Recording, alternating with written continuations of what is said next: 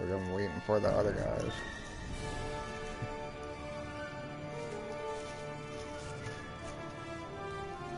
I'm smoking too.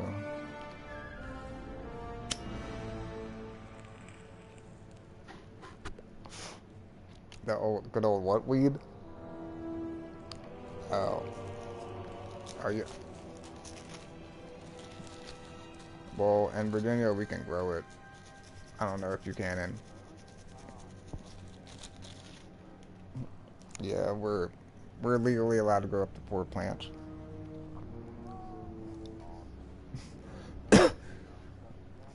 No, at the moment I live with my grandparents and they don't want it in their house, so as soon as I get some funds behind me, I'm gonna move out and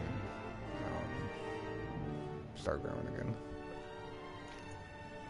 I'm waiting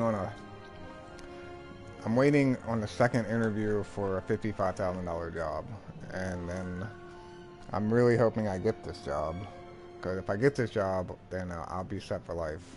I mean, 55,000. I'm 38. 55,000 a year isn't like out of this world, but it'll at least give me a solid starting base to work from. Yeah, because I'm single with no kids.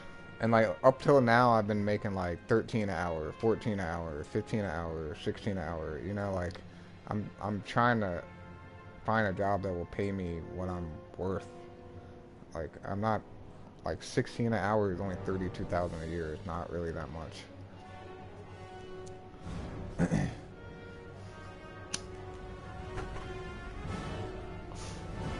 Well, now it's also for me.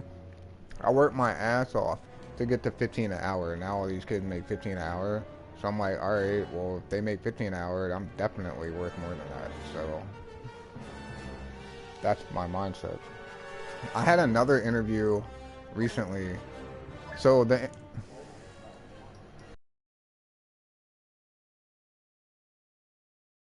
and I just had one on Monday. Like that's different from the one I want. But the one I want, I went in there and we pretty much talked about the job. They were like, we talked about qualifications, which is what you should talk about, and like why I want a job, why I'm qualified, and why I want to work there. So I had another interview this past Monday, and the first interview for this other job was all about getting to know each other and basically building a social network.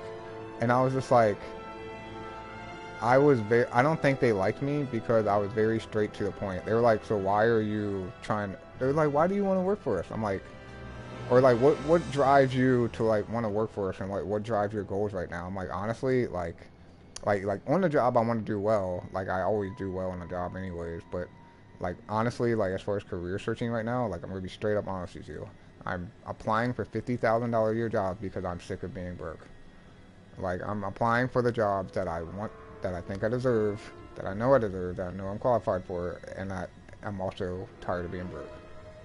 And I don't think they like that, because I think they were like, they wanted somebody that's gonna give them more of a social, diverse answer. You know, like, oh, I just enjoy working with people. Yeah, like, oh, you know, I really get along with my teammates, and I love going to, like, you know, I love building teams with them, and I love serving the customer. No, I don't. I like the further America. The further America gets away from my answer, the worse we are. Now all these, not now all these jobs are about like trying to build a social network. And I'm like, we're not here to be, right? Like we're not here to be friendly. I'm not that I'm rude to people. It's just my concern is not being socially acceptable. My concern is making the business profitable. And I think somewhere along, exactly. And I think somewhere along the way, a lot of these businesses like lost sight of the fact that they're a business and they need to make money.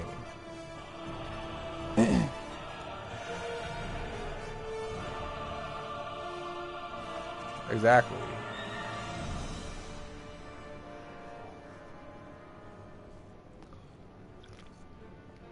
And what's another, and there, okay, so I've been in operations my whole life.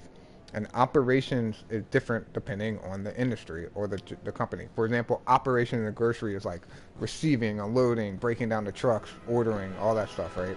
So like any operation retail process, I mean, it's not really that hard, but I'm a master at it now because I've been doing it for 18 years. Like I know the best practices to get from point A to point B.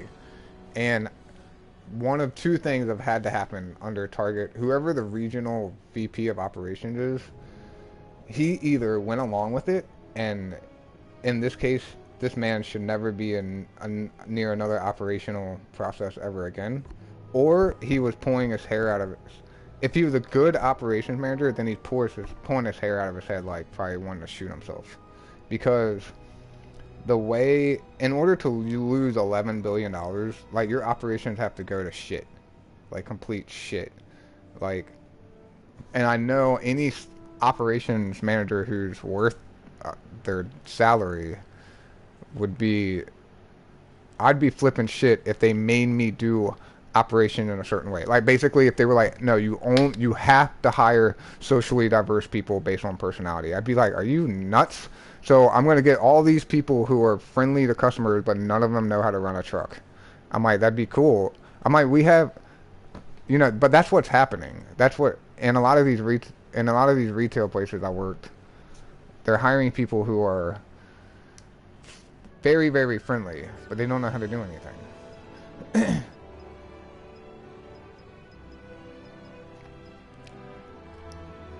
Right.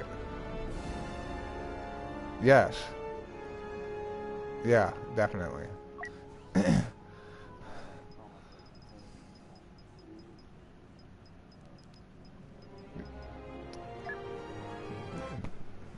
Yeah, I am a.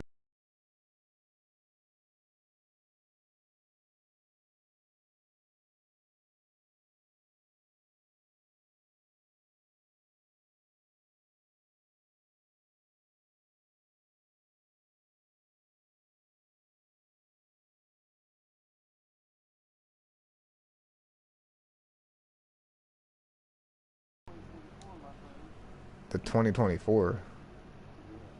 What is that? Oh, I don't. I am probably even further away from the government scene than I'm a full blown anarchist, and I don't mean, yeah, I don't mean like, because there's two types of anarchists. No, that's the type of anarchist that everyone thinks, and I'm an anarchism supporter. That's anarchy. Uh, yes, yes, the absence of rulers. I am. So they're the two different. Yeah, Antifa and the people who support the absence of rulers are two completely separate groups. And and and then, well, in reality, they're most likely. And this has nothing to do with George Soros. This was something that I knew a long time ago. But they're most likely funded by people in the government.